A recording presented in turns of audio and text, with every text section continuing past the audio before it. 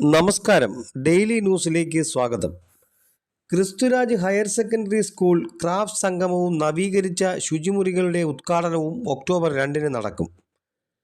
കൊല്ലം Christuraj higher secondary സ്കൂളിലെ പൂർവ്വ വിദ്യാർത്ഥി സംഘടനയായ Christuraj association of former students ക്രാഫ്റ്റ്സിൻ്റെ പൂർവ്വ വിദ്യാർത്ഥി സംഗമം ഒക്ടോബർ 2 സ്കൂളിൽ നടക്കും.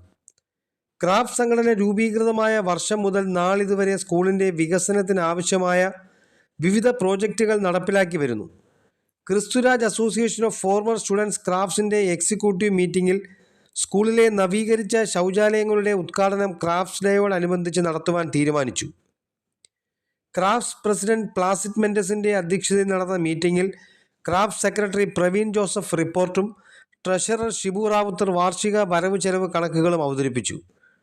ക്രാഫ്റ്റ്സ് മുൻ പ്രസിഡന്റ് പ്രേം ഏലിയാസ്, പ്രഥമാധ്യാപകൻ സുജിത് ആന്റണി തെങ്ങുവിള, മുൻ പ്രഥമാധ്യാപകരായ ബ്രൂണോ എം ഫെർണാണ്ടസ്, ജോൺ ഡൊമിസിൻ ജെ, എക്സിക്യൂട്ടീവ് അംഗങ്ങളായ Hyacinth Mendes, Varghese K V, Ferdinand Gomez, ഷർദാമു, സെബാസ്റ്റ്യൻ പോൾ, ആഴ്സൺ Daniel, George Mathew, P V George എന്നിവർ സംസാരിച്ചു.